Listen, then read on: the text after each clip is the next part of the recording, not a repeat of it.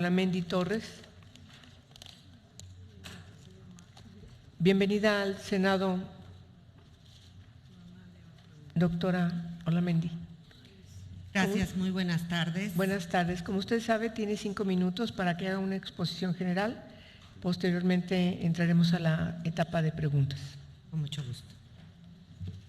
¿Inicio? Gracias. Por favor, inicie. Tardes. Usted tiene los relojes en los costados para que pueda ponderar su tiempo. Gracias. Perfecto. Muchas gracias. Agradezco en primera instancia este ejercicio democrático que lleva a cabo el Senado de la República, un ejercicio que nos permite a todas y todos los candidatos participar en igualdad de condiciones. Felicidades, senadores, por este esfuerzo. Soy una mujer mexicana, soy madre de 2 hijos, he luchado por el pleno ejercicio de mis derechos y haciendo uso del derecho que tengo a participar en la toma de decisiones de mi país, me he inscrito como candidata para ocupar el cargo de la presidencia de la Comisión Nacional de los Derechos Humanos. Creo contar con la suficiente experiencia académica y práctica para ocupar el cargo. Soy abogada, doctora en Derecho y cuento con 2 maestrías, una de ellas en Derechos Humanos. Durante casi 30 años he trabajado en el campo de los derechos humanos.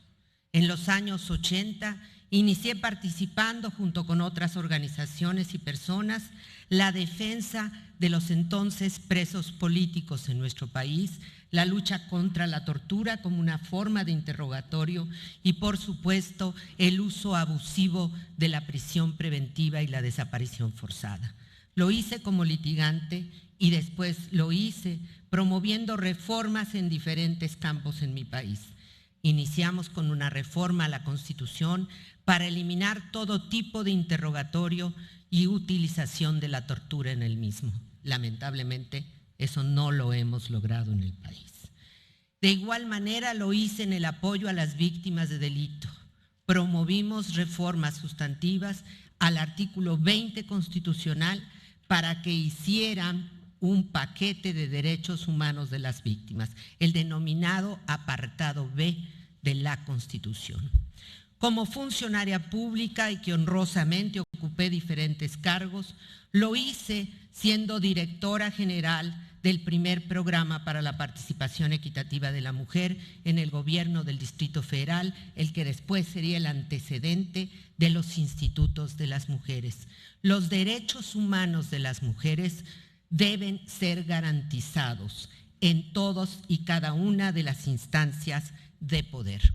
Como directora general y como su procuradora de atención a víctimas de delito en la Procuraduría de Justicia del Distrito Federal, creamos los centros especializados de atención a víctimas de delito, promovimos la creación de espacios para niñas y niños víctimas de violencia, de mujeres víctimas de violación sexual y de violencia intrafamiliar. Hicimos igualmente las reformas en aquellos años para sancionar la violencia dentro y fuera del hogar. Tuve la honrosa tarea de ser la primera subsecretaria para Asuntos Multilaterales y Derechos Humanos de la Cancillería. Me honró participar en la elaboración de proyectos de reforma en nuestro país para modificar y construir y garantizar el respeto a los derechos humanos. Participé en el Senado de la República promoviendo los cambios sustantivos para la ratificación de tratados internacionales, el retiro de las reservas de los tratados internacionales y la ratificación de la Corte Penal Internacional. Participé también en la elaboración de los informes como país al Comité contra la Tortura, al Comité para Prevenir y Eliminar la Discriminación, al Comité para la Discriminación contra la Mujer y los informes al Pacto de Derechos Civiles y Políticos, Económicos y Sociales.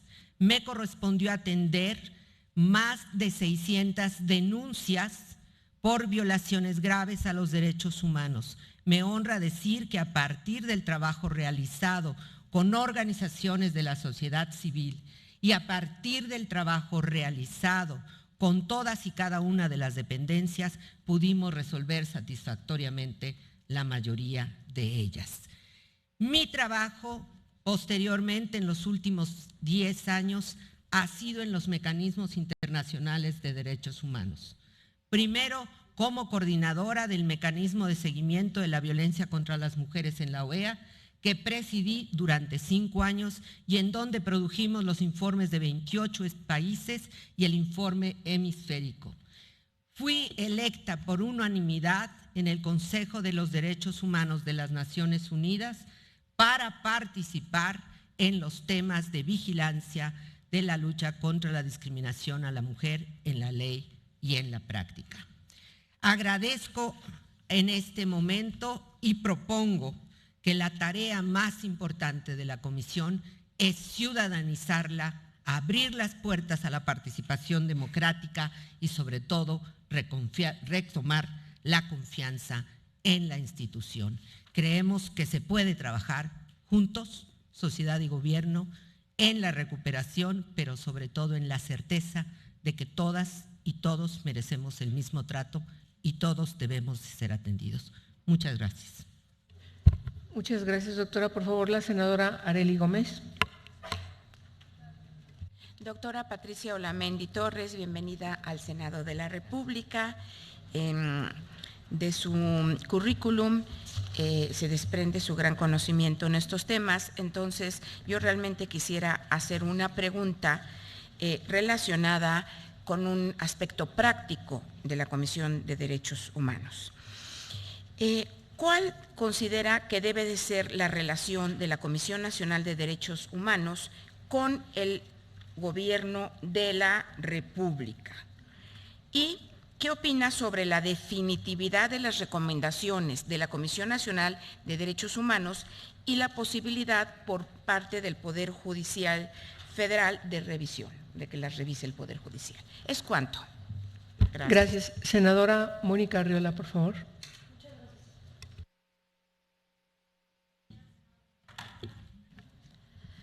La pregunta que quisiera realizarle es, de acuerdo a su experiencia académica y formación, ¿usted cuál sería la visión de usted para fortalecer a la Comisión de Derechos Humanos, dándole credibilidad en un momento y en circunstancias donde México principalmente ha sido como visto en la falta del cumplimiento que ha tenido con tratados internacionales? ¿Es cuánto, señor presidente? Gracias. Gracias, senadora. Por favor, senador Pablo Escudero. Muchas gracias, presidenta. Doctora, yo quisiera que nos platicara un poco, si usted fuera presidente de la CNDH, cómo instrumentaría una investigación a violaciones graves de derechos humanos. Muchas gracias. Es tan amable de tomar una pregunta de las organizaciones de la sociedad civil en la urna que está a su derecha, la urna transparente que está a su derecha, de este lado, y la puede leer en voz alta para conocerla. Desde su perspectiva, ¿qué papel juega la sociedad civil en la promoción de los derechos humanos? Muchas gracias. Tiene 10 minutos para contestar las preguntas, si es tan gentil. Cuando yo me refiero a ciudadanizar la Comisión Nacional de los Derechos Humanos y a fomentar la credibilidad en una institución tan importante, y quiero decirlo no solamente porque atiende a las personas, sino una comisión que juega un papel relevante en el fortalecimiento del Estado de Derecho. Si nosotros no garantizamos una comisión de esta naturaleza que permita realmente fortalecer el Estado de Derecho, la situación en nuestro país no va a cambiar. Quiero responder qué haría en temas de credibilidad.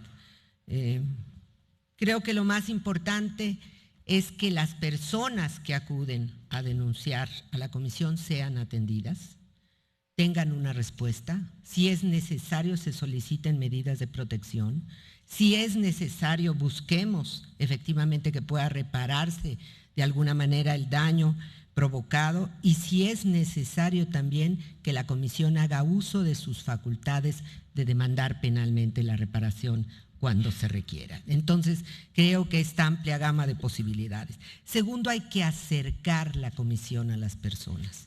Un vehículo para acercar la comisión a las personas son las organizaciones de la sociedad civil, las y los defensores de derechos humanos, y a mí me parece que ahí juega un tema clave.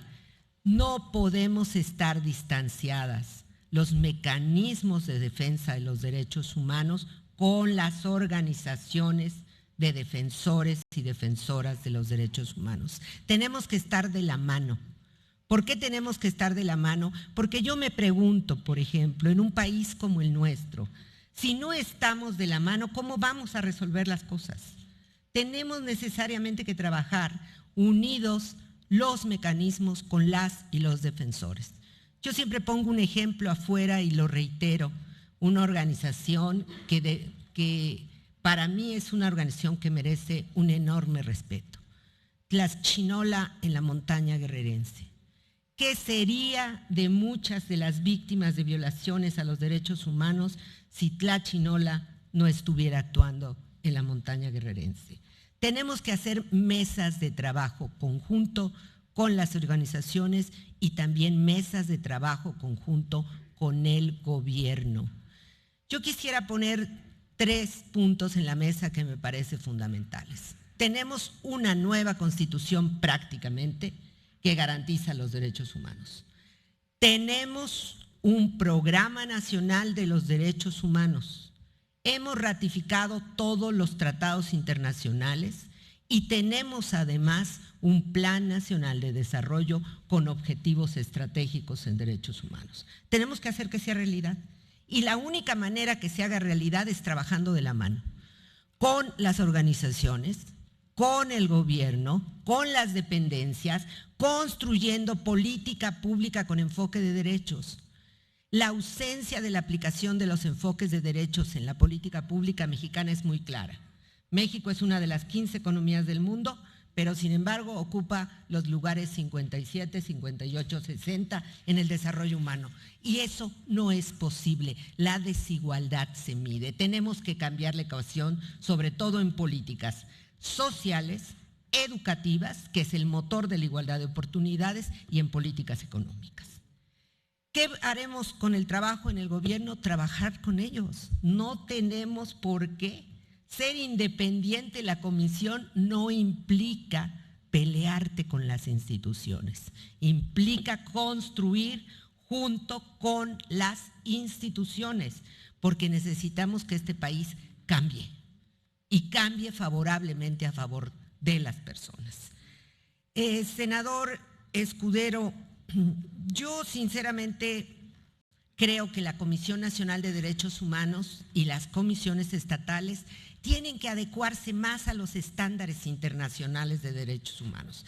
Siento que todavía nuestras comisiones son comisiones que respondieron a un pasado, pero no al paquete de reformas que tenemos y al trabajo que tenemos que hacer. A mí me gustaría que la Comisión Nacional trabaje más de forma más cercana, más al estilo de lo que deben de trabajar los mecanismos internacionales y cómo trabajamos en mecanismos internacionales.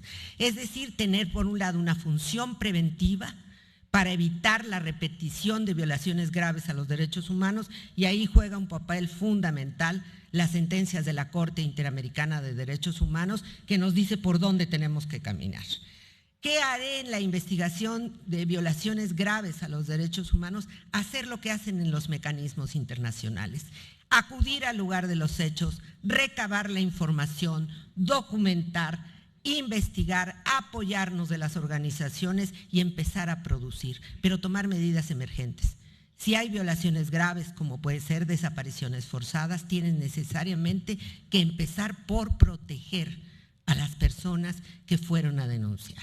Entonces, actuaría conforme se actúa en los mecanismos internacionales. Creo que eso es algo que le falta a nuestras comisiones, tener más ese trabajo conforme a los estándares internacionales y poder aplicar en la práctica esos estándares internacionales. La pregunta que me hacen, ¿qué papel juega la sociedad civil en la promoción? fundamental. No podemos seguir en un país donde no conozcamos nuestros derechos humanos. El conocimiento de nuestros derechos humanos hace posible que los ciudadanos y ciudadanas nos empoderemos. El país crece cuando las personas conocen y defienden sus derechos. Y eso es lo que buscamos. Y la única manera es trabajando de la mano de la sociedad.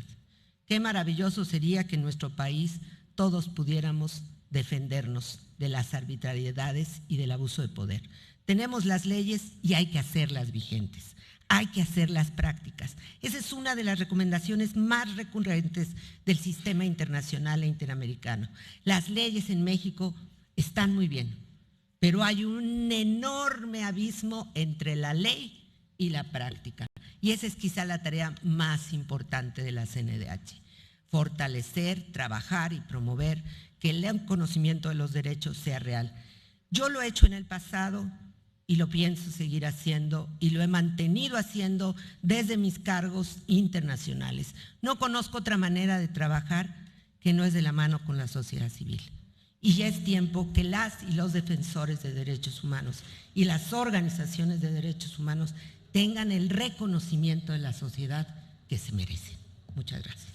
Doctora, una última pregunta por parte del senador Jesús Casillas, si es tan amable. Y de una vez vamos a hacer otra pregunta más del senador Gil. Por favor, senador Casillas, tiene usted la palabra. Muchísimas gracias, presidenta. Doctora Patricia Olamendi, sea usted bienvenida a este Senado de la República. El reporte de derechos humanos de los migrantes y otras personas en el contexto de la movilidad humana en México, presentado el 18 de agosto del presente, fue elaborado con base a la visita de una delegación de la Comisión Interamericana de Derechos Humanos entre julio y agosto del 2011 por varios puntos del territorio mexicano, en el que se detallan los delitos que sufren los menores que migran solos, sobre todo desde Centroamérica.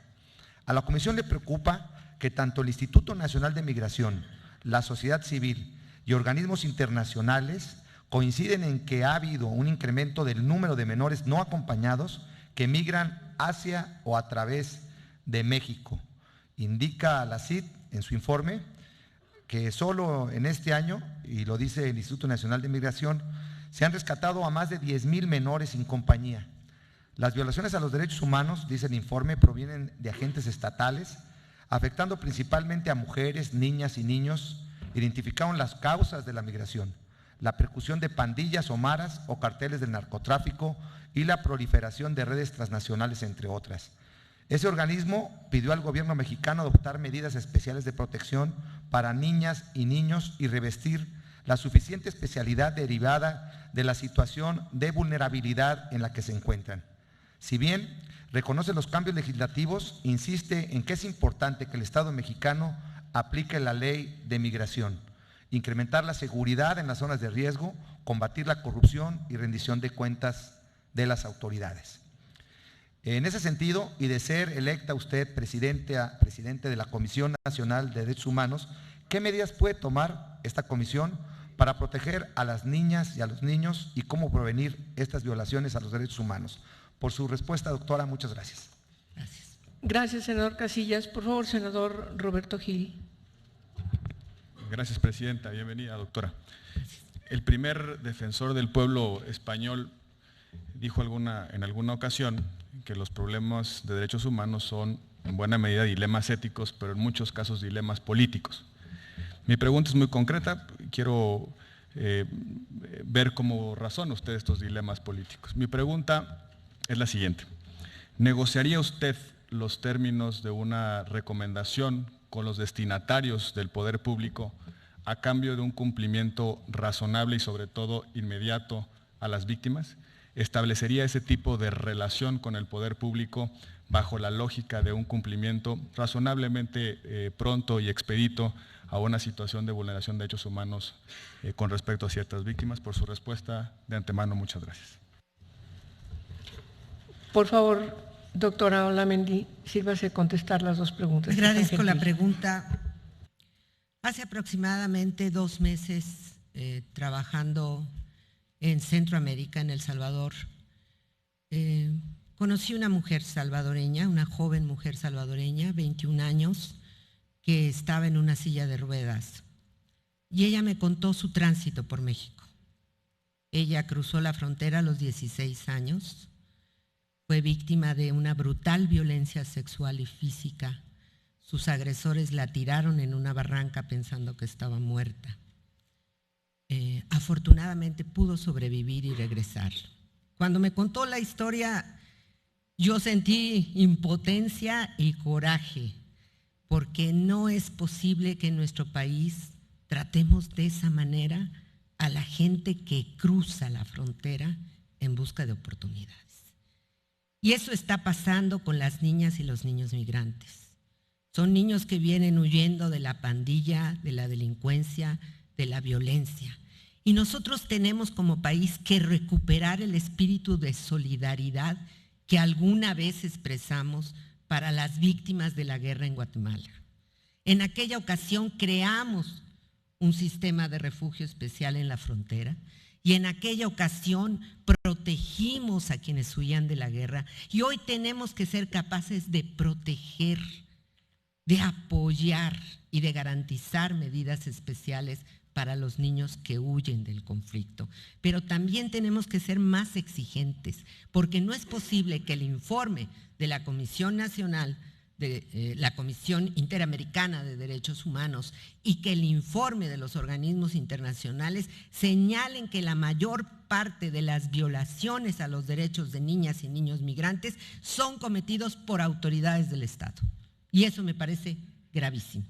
Tenemos que reforzar, y esta soberanía ojalá y tome la decisión de reforzar ese trabajo en los temas migratorios, porque lo que fuimos a defender, México, fuimos muy orgullosos de haber creado la Convención para los Trabajadores Migrantes y sus familiares.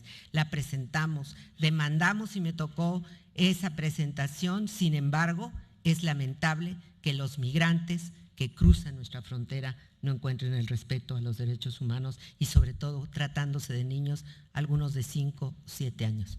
Yo quisiera algún día regresar a ver a esa joven salvadoreña y decirle que mi país está a la altura de la circunstancia.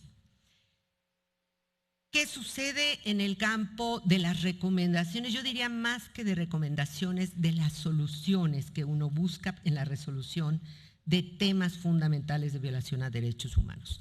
Los mecanismos internacionales, y nuevamente me remito a esto para contestar su pregunta, senador Gil, han establecido diversas formas de reparación. Algunos de las víctimas de violaciones graves a los derechos humanos solicitan determinadas reparaciones, y cuando el Estado acepta esa reparación, se logra un acuerdo regularmente amistoso, que permite resolver el conflicto sin necesidad de ir hacia un mecanismo más avanzado, como viene siendo la Corte Interamericana de Derechos Humanos. En el caso de México, yo me atrevería a decir que no es tanto la negociación de la recomendación. La recomendación se produce y debe darse. Más bien tenemos que ir de la mano de las víctimas para que las víctimas nos digan qué tipo de reparación son la que buscan. Y hay víctimas que te dicen, yo lo que quiero es que mi honra quede libre de cualquier duda, y es una reparación legítima. Hay víctimas que te dicen, yo quiero llegar hasta las últimas consecuencias, y afortunadamente lo pueden hacer a través de los mecanismos de protección. Pero yo lo que creo es que podemos prevenir muchas cosas si trabajamos. No creo necesariamente, y ahí nuevamente me planteo un cambio a fondo de la comisión. No puede seguir actuando la comisión como está actuando. Tiene que tener mecanismos que le permitan también la construcción de recomendaciones generales. Pongo un ejemplo, senador. El último informe del relator especial sobre la tortura y la última sentencia de la Corte Interamericana contra México versa sobre los temas y la utilización de la tortura como una forma de interrogatorio. ¿No sería importante que pongamos un énfasis en tortura? ¿Y no sería importante que la comisión construya una recomendación general que conlleve un trabajo conjunto, gobierno y mecanismos jurisdiccionales para eliminar la tortura. Entonces, más que negociar, es construir aquello que nos permita dar respuesta puntual a los temas. Y yo creo que la Comisión puede hacerlo y puede hacerlo muy bien si se plantea un trabajo de promoción, de prevención y de construcción conjunta en los mecanismos que nos va a permitir salir adelante. Y eso es lo que hacen las sentencias de la Corte, senador. Las sentencias de la Corte lo que te plantea al final es la garantía de no repetición, y la garantía de no repetición no son más que las políticas públicas, las reformas y los mecanismos que el Estado tiene que construir para evitar violaciones a los derechos humanos. Muchas gracias, doctora. Le